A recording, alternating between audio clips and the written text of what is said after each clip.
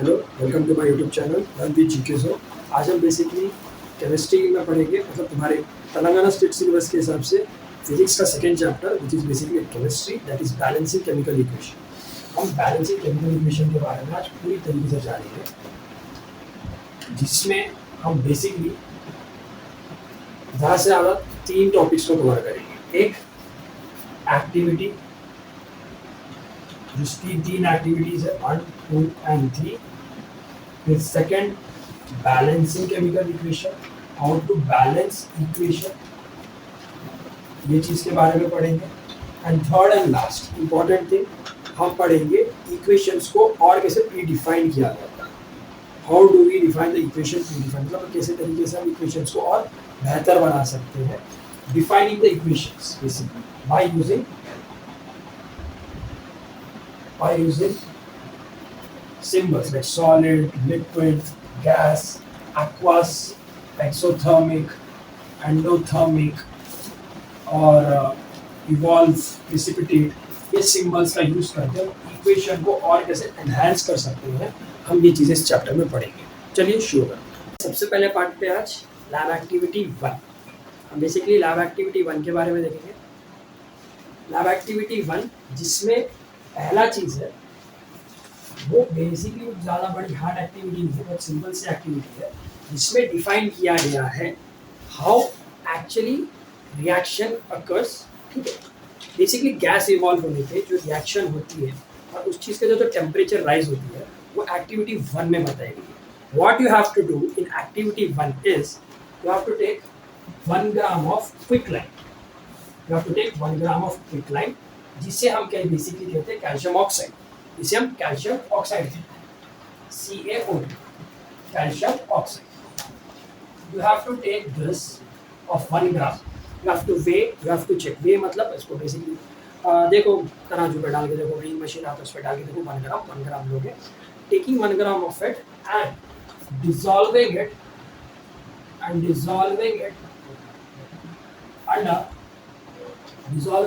under 100 ml of water, 100 ml of water H2O। इसमें तुम जितना ज़्यादा चीज़ों को, जितने ज़्यादा केमिकल्स के नेम को और सिंबल्स को यूटिलाइज करोगे, नाम याद रखोगे, मेमोराइज करोगे, उतना अच्छा रहेगा। जैसे वाटर को H2O बोलो ताकि तुम्हें याद रहे, क्योंकि ये चैप्टर सिर्फ यहीं पे लिंक नहीं होगा, ये चैप्टर तुम्हें 3rd चैप्टर में भी देखने को मिलेगा कहीं ना कहीं, वहाँ पे भी इसकी बहुत ज़्यादा डिमांड है। एंड 8th चैप्टर तुम्हारा केमिकल बॉन्डिंग, उसमें इसका इम्पोर्टेंस 101% है। तो तुम्हें जितना ज़्यादा केमिकल नेम्स याद होंगे तुम्हारे लिए भी बेहतर होगा। तुम्हें चीज़ें उतनी मेमोराइज करने की ज़रूरत नहीं पड़ेगी जितना तुम्हें रेक्टिफाई करनी पड़ेगी। तो इससे बेहतर है कि तुम जितना जल्दी हो सके चीज़ों को यही चैप्टर में यूटिलाइज कर लो, याद कर लो। ठीक है, तो तुम करोगे क्या, you will take 1 gram of quicklime and after that you will add 100 ml of water in, basically in which here it is the beaker, 1 gram of quicklime. Here you will add water, that of 100 ml. What you will see what the surface of the beaker. When you will touch the surface of the beaker, it will be hot. Surface of the beaker will be hot. Why? Why does the surface of the beaker is hot? Because जब calcium oxide water के साथ react होता है, when calcium oxide reacts with this, it basically forms calcium hydroxide, and when it is formed it releases energy, and the released energy is in the form of heat, and the released energy is in the form of heat. released energy कौन से form में है, heat के form. released energy heat के form में देखी जाती है, जो क्या होगा, एक्सोथर्मिक। इधर ही तुम्हें क्लियर कर देता हूँ, what do you mean by exothermic and endothermic. Endothermic is nothing but when you are giving heat, जब तुम हीट देते हो ताकि रिएक्शन हो सके, that is endothermic, means the substance is utilising the heat energy, that is what the endothermic is. Exothermic reaction होने के बाद हीट निकलती है। For an example, when you pour petrol in vehicles, automobiles, so जब तुम गाड़ी चलाते हो तो साइलेंसर उसकी गर्म होती है, it releases heat energy, right? Why? The reaction between Carnot engine and the petrol and pumping machine basically releases energy. बहुत बड़े डेफिनेशन टर्म्स है, मैकेनिकल टर्म्स है, बट तभी भी समझो सीधी बात है, जब तुम गाड़ी चलाते हो, पेट्रोल डालते हो उसमें, तो डालने के बाद साइलेंसर के साथ ज़्यादा चलाने का तो हीट निकलने लगती है, रिलीज होती है, तो टच करने में पता चल जाता है बहुत गर्म है, या फिर दूर ठहरोगे थोड़ा उससे तो पता चल जाएगा कि हाँ हीट रिलीज हुई है. So means you are not giving heat, but it is releasing. By which means by means of reaction, which is occurring by itself. So any chemical reaction, when it reacts with itself and releases energy out, that is what the exothermic is. And endothermic, what do you mean by endothermic? Endothermic reaction is nothing but when you give the amount of heat energy to it. Like for an example, जब तुम rice लेते हो, अब उसको तुम cook करते हो. When you cook it out, so what does it have? When you cook it out, what does it have? You are basically supplying heat energy. You are supplying heat energy, and the rice and the water, it is utilizing that heat energy to form a fully performed rice, right? पूरी तरीके से अच्छा बन जाए, उसके लिए heat energy utilize कर रहा है. That is what the endothermic is. Here, the heat energy which is released out in the form of heat, that is nothing but the exothermic. The reaction is exothermic. So हमेशा energy कौन से form में निकलेगी? Heat के form में. कौन से form में? हीट की form. Okay, so this is what it is the first activity basically defines about the nature of the reaction. Like it is exothermic. Second, the heat is released in the form of the energy is released in the form of heat, and the reaction is between calcium oxide and water. What does it gives? It gives energy, and the solution of the color is colorless. The solution of the color is colorless. Solution क्या है colour का? Colourless. कोई colour नहीं होगा इसके अंदर. There is no color. So this is what the. Let's come to activity 2. In this activity 2, we are going to see what is forming when two solution mixtures are mixed together.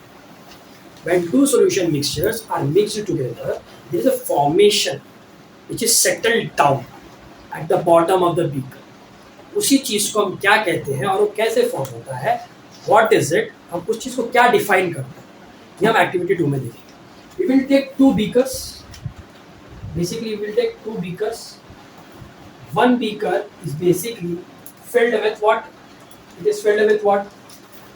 It is filled with water, 100 ml of water, and Na2SO4. Na2SO4. Okay? Na2SO4. मतलब basically 1 gram ही लोगे तो 1 gram of Na2SO4 in 100 ml of water. 1 gram of Na2SO4 in 100 ml of water. Second beaker consists of what? Second beaker consists of what? 100 ml of water plus BaCl, barium chloride. Barium chloride. So in this two, now we have two solutions. ठीक है, एक में Na2SO4 और 100 ml of water, और एक में BaCl2 और 100 ml of water. We have two beakers, and in these two beakers we have two different solutions.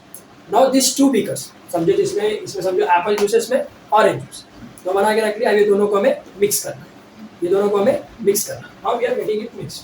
Now this Na2SO4 solution and BaCl2 solution are mixed together. They are mixed together in a different beaker. So this solution is mixed in this one. तो होगा क्या? Now Na2SO4 plus BaCl2 will react together. They will react together and they will form what? They will form BaSO4. BaSO4, barium sulfide plus NaCl. They form this salt, in which this barium sulfate, the barium sulfate is a precipitate. In this, the barium sulfate is precipitate. Precipitate means what? It gets settled down. So when the Na2SO4 plus BaCl2 reacts with together, they will form a precipitate, which is nothing but BaSO4. What it is called? It is called barium sulfate. इसे barium sulfate कहा जाता है. ये दो reactions के साथ बनता है, प्रेसिपिटेट बनता है. Precipitate it is nothing but it will B settling down here. ये नीचे की तरफ सेटल डाउन हो जाएगा, मतलब नीचे की तरफ जम जाएगा.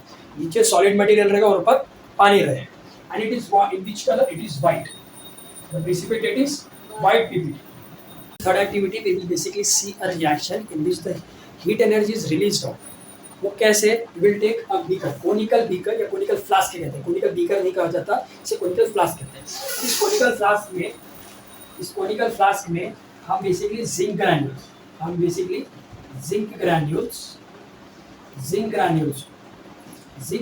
Means what? It is like a metal. Zinc granule is nothing but a metal. Zinc के छोटे छोटे मेटल्स होते हैं, वो मेटल्स को हम इस कोनिकल फ्लास्क के अंदर डालेंगे, और डालने के बाद हम इसके अंदर एसिड पोर करेंगे। क्या पोर करेंगे? Acid, that is HCl, but it should be diluted in the sense इसके अंदर इसकी कॉन्सेंट्रेशन को कम किया जाता है।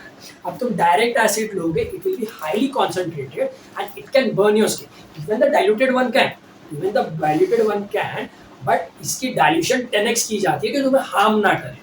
10x या फिर बेसिकली 100x तो की नहीं जाती, क्योंकि बहुत H+ का कॉन्सेंट्रेशन कम हो जाएगा और रिएक्शन देगा। तो 10x लेवल की डाइल्यूशन की जाती है। 10x मतलब 10 टाइम्स इसका डाइल्यूशन किया जाता है। फॉर एन एग्जाम्पल, अगर ये बीकर है, उसमें H+ आयन प्रेजेंट हो, तो हम पानी डालेंगे तो एक H+ आयन कम हो गया। तो देखिए, जितना H+ आयन कम रहेगा उतनी कॉन्सेंट्रेशन कम रहेगी, उतनी एसिडिटी कम रहेगी। जितना ज़्यादा H+ रहेगा उतनी ज़्यादा उसकी एसिडिक कैरेक्टर रहेगी। हम यही चैप्टर में पढ़ेंगे मतलब ये नहीं, थर्ड चैप्टर में हम इसको बहुत डिटेल में पढ़ेंगे, डिटेल में पढ़ाऊंगा। ठीक है। So what will happen when this HCl reacts with this zinc granule reacts with HCl, तो हम इसे क्या लिखेंगे? जिंक।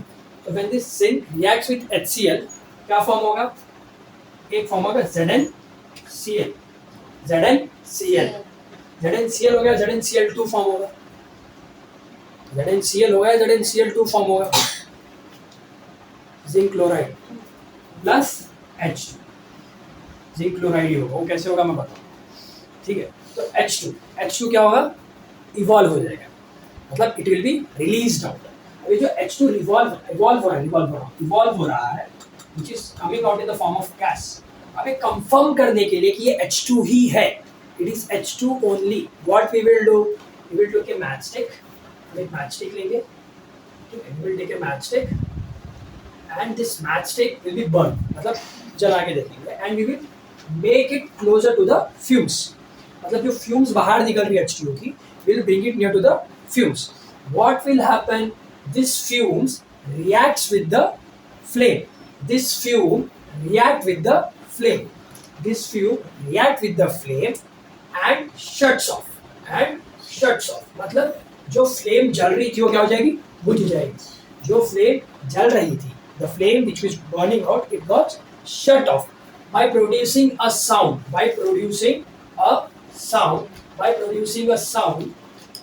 pop sound। कौन सा साउंड? Pop sound. पॉपकॉर्न जब बनता है तो तुमको पता है कौन सा साउंड आता है? पॉप करके साउंड आता है। कभी देखा है पॉपकॉर्न को बनते हो माइक्रोवेव में किसी में? So it will be producing a pop sound. भाई वही पॉप साउंड से क्या हो जाता है? बंद हो जाता है।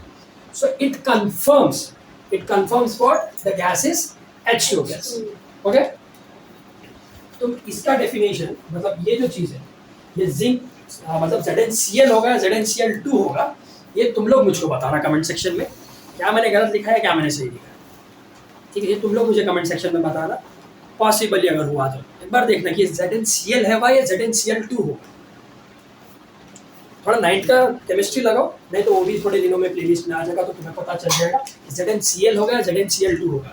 Weather I am right here और whether I am wrong, just comment on in the comment section. अब आते हैं थर्ड मोस्ट इंपॉर्टेंट पार्ट पे, balancing chemical equation. But before that try करना कि Zn प्लस HCl जब रिएक्ट हो तो ZnCl बनेगा या ZnCl2 बनेगा। Comment down this thing in the comment section. देखता हूँ कि दोनों में से आंसर कौन सा सही होने वाला है। It is completely based on your 9th knowledge, और देखते हैं कि दोनों में से कौन सा सही होगा। Let's see how after your knowledge what it is. Basically knowledge check समझो, तुमको एग्जाम में भी पूछ सकता है कि क्या होगा, दोनों में से सही कौन सा है। So whether it will be ZnCl और whether it will be ZnCl2, let's check it. मैं ये नहीं बोल रहा मैं सही, मैं ये भी नहीं बोल रहा मैं गलत। सो एक बार चेक देखना, तुम लोग तुम्हारे हिसाब से चेक करना, बिना गूगल किए। अगर तुम कर सकते हो तो करके देखो, बिना ChatGPT को पूछे। अगर तुम ये कर सकते हो तो प्लीज बता। अरे हाँ मैं भूल ही गया, तुम्हारे रिलेटिव्स में कोई इसने साइंस की होगी तो वो होगा, फिर वो भी आके बोलेगा। वो भी कर सकते बट कमेंट करना जरूर कि भाई जेडेंशियल हो गया जेडेंशियल टू, बिना गूगल और चैट जीपीटी हेल्प लिए खुद दिमाग भी लगा लो। चलाते हो थर्ड वाले part, that is writing balancing chemical equation. How to write a balance chemical equation, how to write balance chemical equation.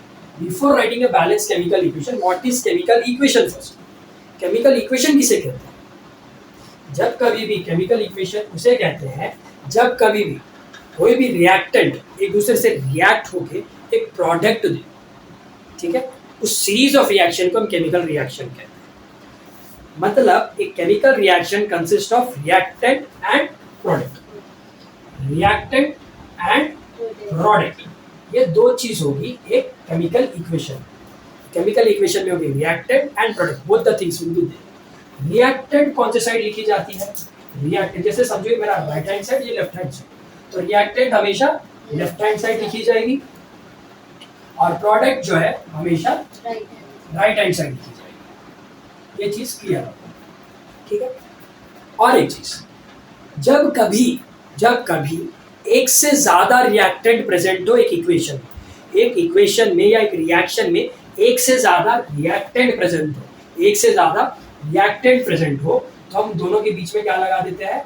Plus. दोनों के बीच में क्या लगा देंगे हम? प्लस। कब? जब एक से ज्यादा रिएक्टेंट और उसके वजह से अगर प्रोडक्ट भी दो निकल के आ रहे हो, for example P A and P B, product A and product B, तो दोनों के बीच में भी हम क्या लगा देंगे? प्लस लगा देंगे। We will put plus in between reactant and product if it is more than one reactant or one product. Okay?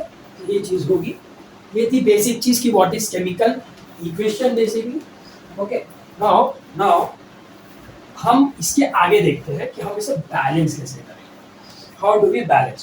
For that we should know what is formula unit. जब तुम रीडर ये text book पढ़ोगे उसमें बोलेगा we will actually balance the formula unit. हम formula unit को balance करते हैं। This is the thing which will be learn in those things, it will be written that we will balance formula unit. Formula unit होता क्या है? A formula unit is nothing but the chemical equation. Chemical equation को ही formula unit कहते हैं। For an example, इधर H2 है और ये O2 है, दोनों रिएक्ट होकर क्या देंगे? H2O देंगे, ठीक है, H2O देंगे। अब इधर हाइड्रोजन एक फॉर्मूला यूनिट है और ऑक्सीजन एक फॉर्मूला यूनिट है। ये दोनों अलग अलग है। अब ये एटम है या मॉलिक्यूल है? This are molecule. क्यों मॉलिक्यूल? क्योंकि ये दो एटम से बने। कौन से दो एटम से बने हुए? दो हाइड्रोजन एटम से बने हुए। सिंगल हाइड्रोजन एटम, दो सिंगल हाइड्रोजन एटम से मिलकर एक मॉलिक्यूल बना है। तो सिंगल हाइड्रोजन से मिलकर एक हाइड्रोजन मॉलिक्यूल बना है। तो one molecule is nothing but your formula unit. One molecule of oxygen O2 is nothing but your formula unit. अब ये बोलोगे भैया ये क्या है? H2O क्या है? H2O is nothing but the formula unit. वो भी एक है, मतलब ये देखो कंप्लीटली मिला के एक कंपाउंड है। What do you mean bye compound? दो अलग अलग मॉलिक्यूल एक साथ मिक्स होकर बना हुआ है जिसको कंपाउंड कहते हैं। सो इधर H2 है, O दोनों है, तो दोनों मिला के एक कंपाउंड है, अलग अलग तो नहीं है। So this is completely a formula unit. अब इस फॉर्मूला यूनिट में दो अलग अलग एटम्स है। इस फॉर्मूला यूनिट में दो अलग अलग एटम्स है, but this together is comprising of one formula unit. So we are balancing this formula unit. वो भी कैसे? हम नंबर्स इसके कोफिशिएंट पे लगाएंगे। कोफिशिएंट यू नो राइट, कि अगर कोई x है, if the value of x is this, what is the value of x if its coefficient is 1? obviously तुमको नहीं पता होगा, और obviously मैं जो नहीं बोला वो सर पैर की बात थी, कुछ समझ में भी नहीं आया। सीधी बात, what is the coefficient of x? x के आगे कोफिशिएंट अगर कुछ भी नहीं है तो क्या रहेगा? 1। तो इधर भी कोफिशिएंट कुछ भी नहीं है तो 1। तो बेसिकली हम इधर ही नंबर लिखेंगे। हम नंबर इधर मल्टीप्लाई नहीं करेंगे, इधर नहीं करेंगे, इधर लिखेंगे नंबर। हम नंबर इधर लिखेंगे ताकि नंबर पूरी जगह पे मल्टीप्लाई हो और इक्वली डिस्ट्रीब्यूट हो। हम इसी तरीके से इक्वेशन को बैलेंस करें। फॉर्मूला यूनिट जानना बहुत जरूरी था। What do you mean by formula unit? Formula unit is nothing but basically compound और अ मॉलिक्यूल को ही हम फॉर्मूला यूनिट कहते हैं। अगर उसमें अलग अलग एटम्स हो तो कंप्राइज होकर कंपाउंड बनता है, उसी पूरे कंपाउंड को हम एक फॉर्मूला यूनिट कहते हैं। ठीक है, तो हम आगे इसके पढ़ते हैं।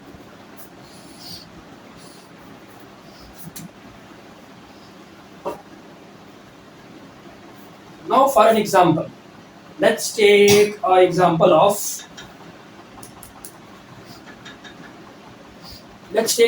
of in your textbook only, H2 plus O2 give rise to H2O.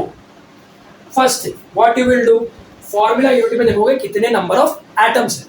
Step 1 in balancing chemical equation, check how many atoms are present in one formula unit। दोनों जगह चेक करो। इसमें क्या करोगे, एक लिखोगे लेफ्ट हैंड साइड और एक लिखोगे राइट हैंड साइड। अब इधर देखो, इधर हाइड्रोजन है, इधर ऑक्सीजन है, इधर भी हाइड्रोजन और ऑक्सीजन है ना, तो सेपरेटली लिखो हाइड्रोजन ऑक्सीजन, इधर भी लिखो हाइड्रोजन ऑक्सीजन, लिख दिए। अब चेक करो हाइड्रोजन कितने हैं, इधर कितने नंबर ऑफ एटम्स है हाइड्रोजन के, 2, तो 2 हाइड्रोजन। कितने नंबर ऑफ ऑक्सीजन है इधर, 2। इधर कितने नंबर ऑफ हाइड्रोजन है, how many number of atoms are present in the H2O, how many number of atoms of H is present in H2O, 2, how many number of oxygen is present in H2O, 1। So is the chemical equation balanced. अभी इधर देखो 2 और 2 balance है, left hand side इधर 2 hydrogen है, इधर 2 hydrogen, they are balanced. Whether this 2 are balanced, it is 2, it is 1। क्या ये दोनों बैलेंस्ड है? No. So we need to balance this, we need to balance this, we need to balance this. तो इधर 2 है, मेरे को इधर 2 पुट करना है। So whether I am going to put 2 over here, whether I am going to put 2 over here, the answer is no, we can't put 2 over here. Because why? Because it's an atom, एक atom है और atom mix होके compound बना है।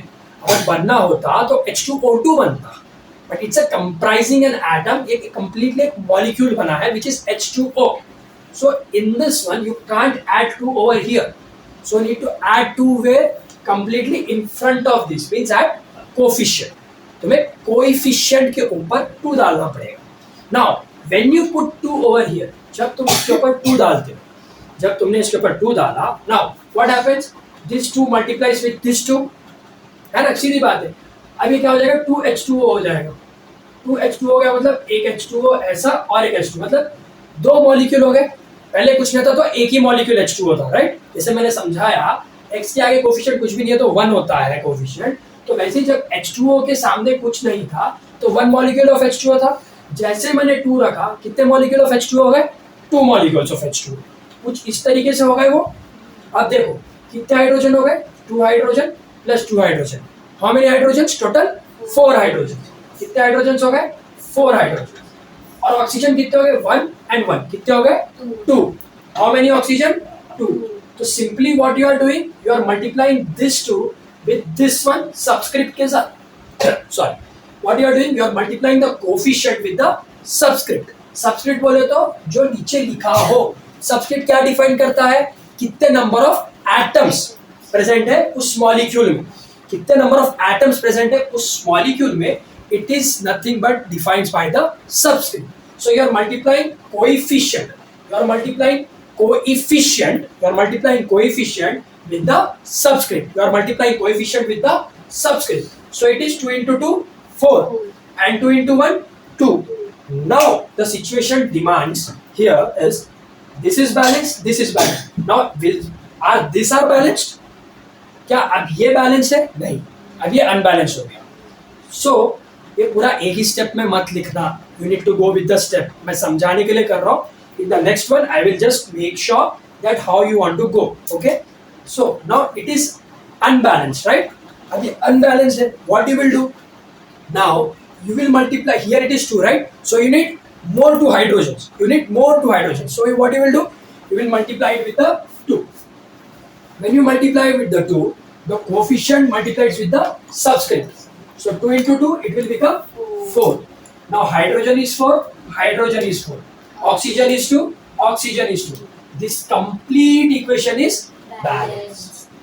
This complete equation is balanced. इस तरीके से equation balanced होगा. अब स्टेप्स बताऊंगा, उसी स्टेप्स को फॉलो करके एग्जाम में लिखना. This will help you. कुछ भी उल्टा पुल्टा मत लिख देना. इट विल बस जैसे मैंने लिखा है ये बहुत सिंप्लीफाई. एक्चुअली हम ब्रेन में ही कैलकुलेट कर लेते हैं. When you will come to intermediate first year second year you will be get habituated, so it will be very easy in fractional seconds. You will do it in a very fractional seconds. बहुत easy seconds में हो जाएगा. But now for an exam, for a board purpose, you need to define by steps. You need to go with the steps. Okay. Now I will come with the steps. First step is same. Check how many atoms are there. Okay.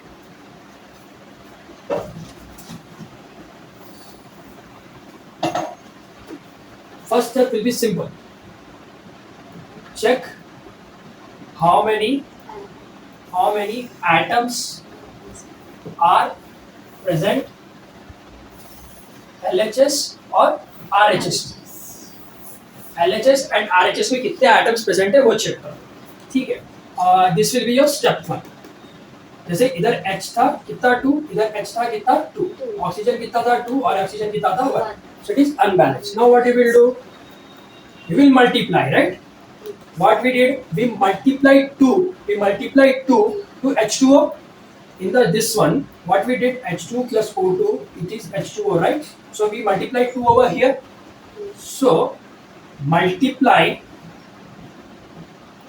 2 as a coefficient over H2O. Multiply 2 on RHS. ये भी लिख सकते हो तुम. Multiply 2 और RHS वो लिख दो. लेकिन किस पे, RHS में कौन से वाले फॉर्मूला यूनिट पे, वो डिफाइन करना जरूरी है. So you need to multiply 2 over H2. So it will be what, H2 plus O2 give rise to 2H2O. Now once again you have to write LHS RHS because and it should be in the box. It should be in the box. ये ऊपर LHS लिखा होगा, इधर RHS लिखा होगा इसी तरीके से. And it should be in the box like H2 is 2, O2 is 2, and here H2 is how much? 4. Sorry, H2 लिख दिया मैंने. I'm so sorry. H is 2, O is 2, H is here 4, oxygen is here 2. Okay. This 2 is balanced, but this is not balanced. So once again, what you have to do is step 3. Multiply 3 as a coefficient over H2 on RHS. ये लिखोगे. So you will multiply and it will be 2H2 plus O2 give rise to 2H2O. Once again you need to draw the table.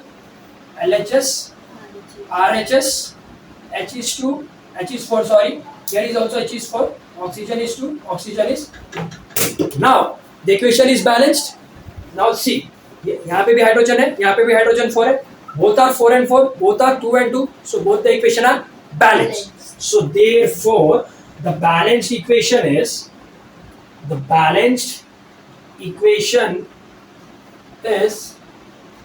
2H2 plus O2 give rise to 2H2O. This is the balanced equation. Two molecules of H2 reacts with one molecule of O2 give rise to two molecules of 2H2O. Two molecules of H2. So this is the step you need to follow. और ये step 2 step 3 बढ़ते जाएंगे. ये जरूरी नहीं है कि उधर खत्म हो जाएंगे. जितना 3 में खत्म हो गया, it will increase. Like कभी ये बैलेंस नहीं होगा तो फिर कभी ये बैलेंस नहीं होगा. Then you need to change. Okay. Once you do roughly जब करोगे तो तुम step reduce अपने आप कर दोगे. Once you do roughly, you will automatically cut it down in steps and you can actually write. In examination, they will see this, and the final equation. तो यही चीज देखिए. Let's come to another example of it. और इसके next part of video में हम सिर्फ balance chemical equation के एक 10 to 15 क्वेश्चन सॉल्व करेंगे जो तुम्हारे बुक के रिलेटेड भी होंगे and it will B also picked up from the previous year question papers. बहुत ज़्यादा नहीं पूछा जाता बट तभी भी 2 मार्क के लिए या फिर ऑब्जेक्टिव बेस के लिए पूछा जाता है. So it will be very helpful in that. So I will pick that questions for you and we will solve that questions. 10 to 15 questions. Mostly मैं ट्यूशन में 50 क्वेश्चंस कराता हूँ, तुम्हारे लिए 15 करा रहा हूँ, बाकी क्वेश्चन समझ दूंगा ना, ऐसे थोड़ी ना होता है.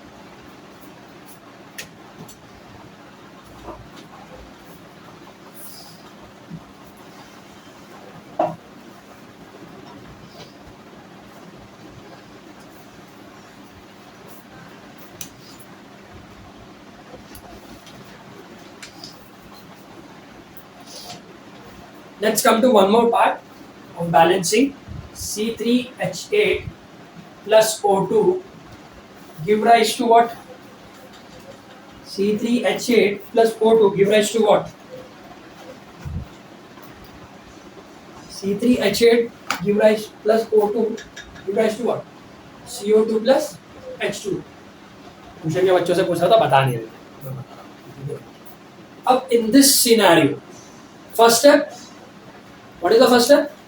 Check the number of atoms on both sides. तो step 1 लिख लो LHS RHS. कार्बन कितने हैं? 3. इधर कितने हैं कार्बन? CO2. इधर एक ही है, दोनों देखो, दोनों साइड देखो. Check on both sides. Is the carbon over here? No. क्या H2O में कार्बन है? नहीं. तो सारा कार्बन सिर्फ यहीं पे. तो कितने नंबर ऑफ कार्बन है? 1. How many hydrogens over here? इधर दोनों में एक ही हाइड्रोजन है. यहाँ पे कितने हाइड्रोजन एटम्स है टोटल? 8. इधर कितने हाइड्रोजन है? 2. इधर ऑक्सीजन कितने हैं? 2. और उधर ऑक्सीजन कितने हैं? 1. Now we have to balance this because none, neither carbon, neither hydrogen, neither oxygen, none of them are equal और none of them are near to equal. कोई भी इक्वल है, ये दोनों को देख सकते हो. What will happen अगर तुम इधर 2 मल्टीप्लाई करते हो? For an example, if you multiply 2 over here, if you multiply 2 over here, what will happen? It will multiply with this 2 into 2. What will happen? 4. ये 4 हो जाएगा और ये 2 हो जाएगा, राइट? ये 2 हो जाएगा. ठीक है, पहली बात ये 2 है क्या? पहले उधर ये 2 मल्टीप्लाई करने से पहले 1 रखो. यहाँ पे 2 ऑक्सीजन है, यहाँ पे 1 ऑक्सीजन, टोटल 3 ऑक्सीजन. टोटल कितने ऑक्सीजन है? 3 ऑक्सीजन. क्वेश्चन के बच्चे बोले नहीं, गलती हो गई. हाय हाय, गलती से मिस्टेक हो. तो देखो इधर 2 ऑक्सीजन, यहाँ पे 1 ऑक्सीजन, कितने हो गए? 3 ऑक्सीजन. टोटल 3 ऑक्सीजन और टोटल 3 ऑक्सीजन है. तो अगर यहाँ पे 2 ही था, अगर मैं इधर 2 मल्टीप्लाई करता हूँ तो कितने हो जाएंगे? 2 into 2, सॉरी 2 into 1, 2 into 1 2. तो 2 plus 2 कितने हो गए? 4. तो ये कितने हो जाएंगे? 4. राइट, ये कितने हो जाएंगे? 4. सो आई नीड 2 ओवर हियर. सीधी बात, इधर 2 ऑक्सीजन है और 2 चाहिए ताकि ये 4 हो जाए. तो मैंने ये कर, चलो भैया ये तो बैलेंस हो गया, ये तो बैलेंस हो गया. अब ये इधर हो गया तो ये हो गया 4. अब इधर मैंने मल्टीप्लाई कर दिया तो ये हो गया हाइड्रोजन 4, है ना? क्योंकि 2 into 2 4 और 2 into 2 तो 2 plus 2 4, है ना? अब हाइड्रोजन 4 है, यहाँ पे हाइड्रोजन 8 है, मतलब मेरे को हाइड्रोजन और चाहिए. हाइड्रोजन मेरे को और चाहिए, मतलब टोटल 8 हाइड्रोजन चाहिए मेरे को. I need 8 hydrogen. और हाइड्रोजन सिर्फ यहाँ पे है ही नहीं. हाइड्रोजन सिर्फ यहाँ पे है ही नहीं. है क्या वहाँ पे? सिर्फ एक ही जगह पे है. सो मैं क्या करूँगा? सिंपल चीज, इतना लंबा चौड़े में मत जाओ, सिंपल चीज करो. मजेदार चीज. C3 ये था CO2 प्लस H2. अभी देखो कार्बन कितना है? 3. हाइड्रोजन कितना है? 8. ऑक्सीजन कितना है? 2. इधर कार्बन कितना है? 1. ऑक्सीजन कितना है? 3. हाइड्रोजन कितना है? 2. एक सेकंड ऊपर नीचे लिखो. हाइड्रोजन कितना है इधर? 2. ऑक्सीजन कितना है यहाँ पे? 3. अब देखो हाइड्रोजन कितना है यहाँ पे? 8. Total number of hydrogen is 8. और इधर हाइड्रोजन यहाँ पे, और इधर भी हाइड्रोजन सिर्फ एक ही मॉलिक्यूल में, है ना?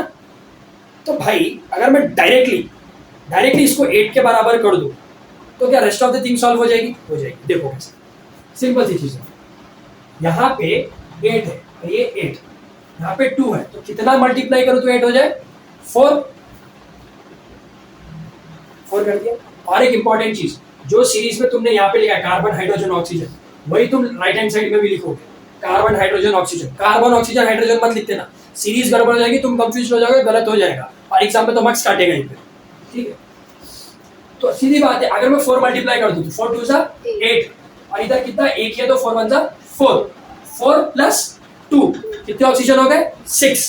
जब तुम number of oxygen atoms count कर रहे हो या नंबर ऑफ एटम्स काउंट कर रहे हो तो तुम पहले देखो क्या दोनों, जैसे मतलब प्रोडक्ट ए और प्रोडक्ट बी दोनों में वो एटम है तो मिला के ही बोलूंगा ना, क्योंकि कंप्लीट प्रोडक्ट में ही प्रेजेंट होगा नंबर ऑफ एटम, तो दोनों मिला के बोलो।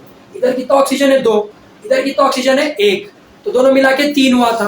अब मैंने 4 मल्टीप्लाई किया तो 4 1 जा 4 और यहाँ पे 2, तो टोटल कितने ऑक्सीजन हो गए 6। Total number of oxygen is 6।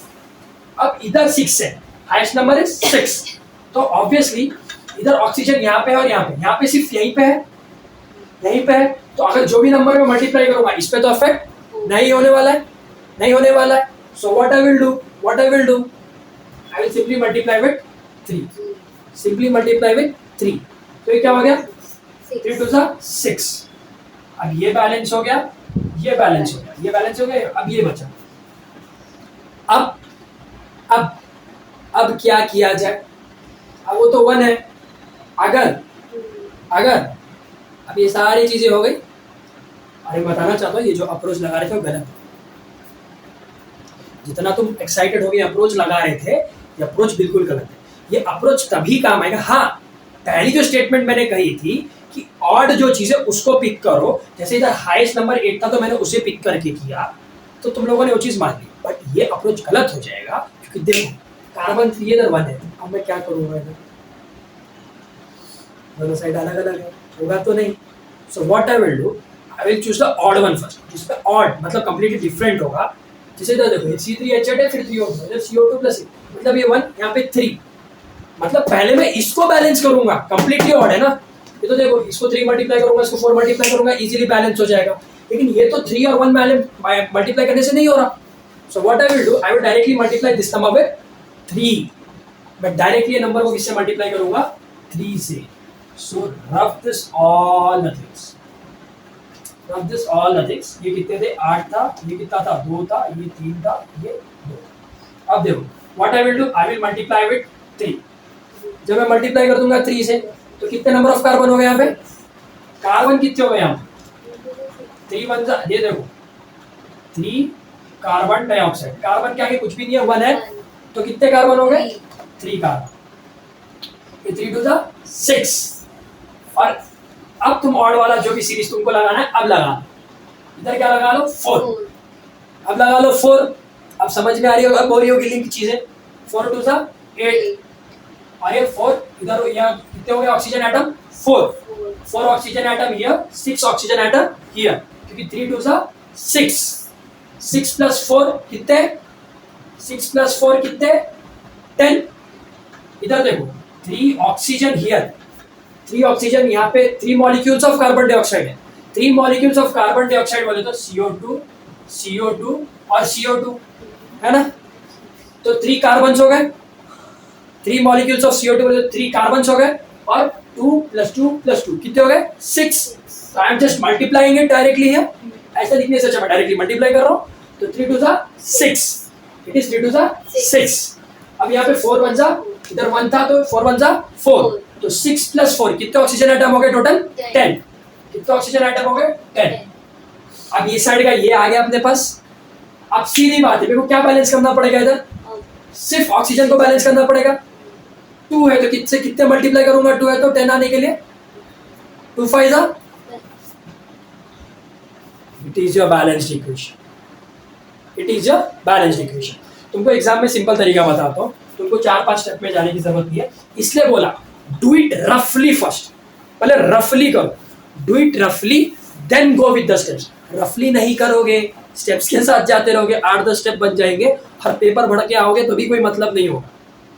Okay, there will be no such use of it, so it's better do it रफली फर्स्ट, आफ्टर डूइंग रफली गो with the steps. For an example what I will do, step 1 तो वही होगा basically, ठीक है, step 1 वही होगा, carbon कितने थे, हाइड्रोजन कितने थे, ऑक्सीजन कितने थे, वही होगा 8 3 2। इधर कितने थे, कार्बन 1, हाइड्रोजन कितने थे 2, और ऑक्सीजन कितने थे 3, है ना। फिर step 2 multiply multiply 3 as a coefficient over CO2 on RHS.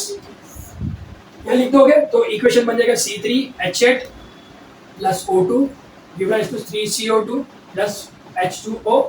Next step 2, step 3 क्या हो जाएगा? Multiplying 4 on H2O as a coefficient over RHS. फिर बॉक्स बनाना इंपॉर्टेंट है. Make the boxes, don't miss it. तो 4H2O लिखोगे, ओवर RHS में 4H2O तक लिखोगे. So next step 4 will be multiplying 5 on O2 on LHS. ठीक है, multiplying 5 over O2 on LHS. फिर वो आ जाएगा पूरा. फिर तुम बॉक्स बनाओगे LHS RHS का बॉक्स बनाओगे. फिर नीचे लिखोगे therefore the balanced chemical equation is this. That's why I'm saying make a rough equation first. After that proceed with the step. हो गया, 5 स्टेप पे खत्म हो गया. अगर तुम वो वाले स्टेप में जाते तो पहला स्टेप 1, फिर 2 से मल्टीप्लाई किया, फिर 3 से मल्टीप्लाई किया, फिर 4 से मल्टीप्लाई किया, फिर 5 से मल्टीप्लाई किया. So are you understanding? It will be 7 steps. It will be very long and you will be tired and don't have that time. Are you having that much of time to write in a board? No. So simply तुम ये पहले रफली करो. रफली करने के बाद do it down. And believe me, it will take a time. Just 1 week out of 2 week of time. That's so much enough. Perfectly सीखने के 2 week of time लगेगा. अगर तुम एब्सोल्यूट बच्चे हो, बहुत शानदार हो, दिमाग से तेज हो, भाग सकते हो घोड़े के जैसा, तुम भी हफ्ता ही. ठीक है. So it's all depends on your practice.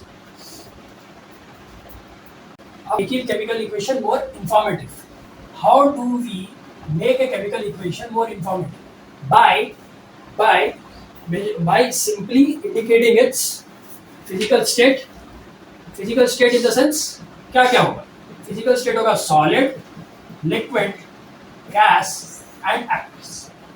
ये चीज को अब सॉलिड तुमको पता है. कोई इक्वेशन सॉलिड जैसे जिंक था पहले वाले equation Zn plus HCl give rise to ZnCl. ये मैं नहीं बोलूंगा. तुम खुद निकालो, कमेंट करो सेक्शन में. मैं नहीं बोलूंगा, पता है आंसर क्या होगा लेकिन नहीं पता. Zn plus HCl plus H2.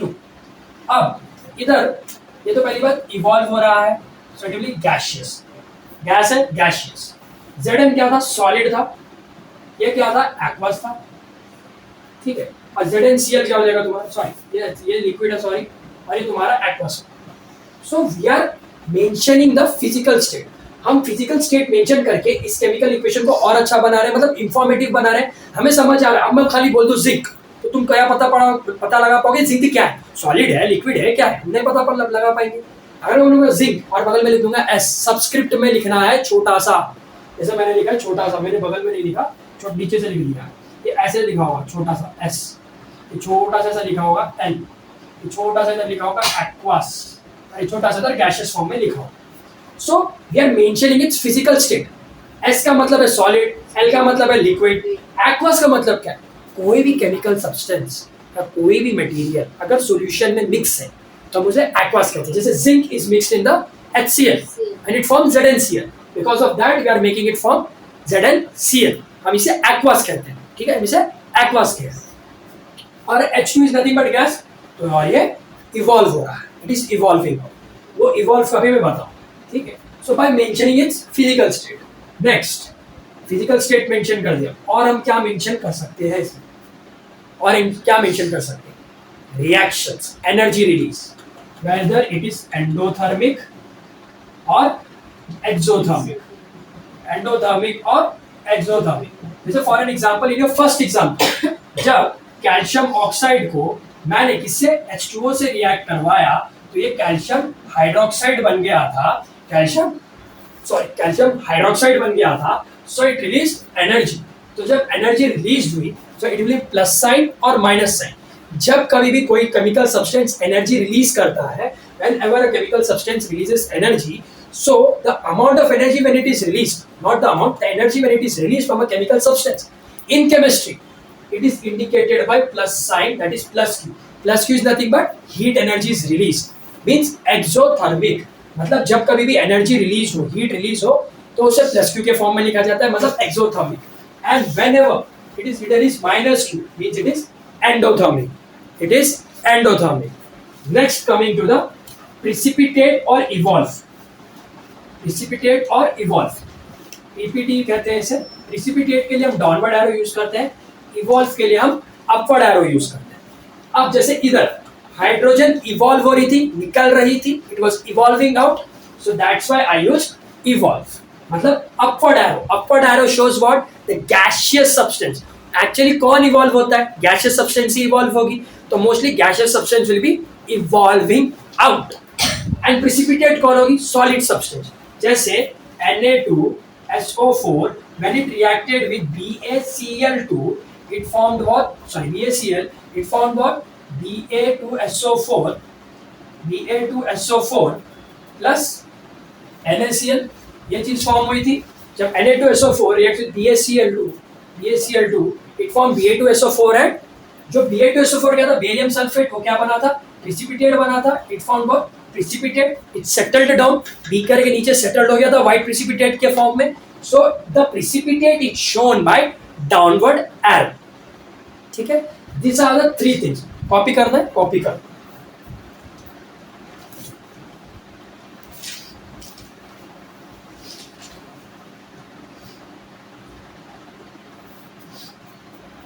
Copy कर लिया होगा तुम लोगों ने. नेक्स्ट, अब बाकी का जो सेक्शन होगा, इंटरप्रिटेटिंग बैलेंसिंग केमिकल इक्वेशन और उसका सॉल्यूशन मतलब स्टोइकियोमेट्री, वो मैं अगले पार्ट में कवर करने की कोशिश करूँगा क्योंकि वीडियो बहुत लेंदी हो चुकी है. मैंने मोस्ट ऑफ द चैप्टर इसमें खत्म कर दिया है और तुम्हें क्वेश्चंस इसमें से ही पूछे जाएंगे मोस्ट ऑफ द टाइम. सिर्फ इंटरप्रिटेटिंग बैलेंस केमिकल इक्वेशन थोड़ा रट लो, मैं कहता हूँ समझा दूंगा उसका मतलब क्या है, लेकिन उतना समझ आने नहीं वाला. ICSE और CBSE बच्चों को थोड़ा समझ आ भी जाए, SSC वालों को थोड़ा सा दिक्कत होगा क्योंकि 9th उतना स्ट्रांग नहीं होता तुम लोगों का. अपन लोगों का बहुत थोड़ा वीक होता है 9th वाला फाउंडेशन क्योंकि हम वो चीज़ पे ध्यान नहीं देते.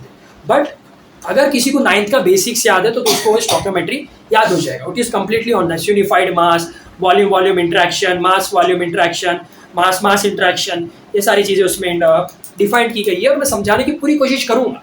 ठीक है, बट ऑल टुगेदर वो उतना हैवी नहीं है. थोड़ा समझिए अगर चैप्टर का वेटेज 100% है तो उसमें का 80% यही है, 20% हुआ है. तुम थोड़ा बहुत नेगलेक्ट कर सकते हो. इंटरप्रेट जो स्टेटमेंट्स लिखी गई है वो याद रखो. ठीक है, thank you for watching the video. Comment जरूर करना जो मैंने पूछा था उसके सवाल का जवाब जरूर देना. एंड थोड़ा सपोर्ट करो यार, इतना क्या है, थोड़ा सपोर्ट करो. चलो, hit the like button, share, subscribe. Bye bye bye bye.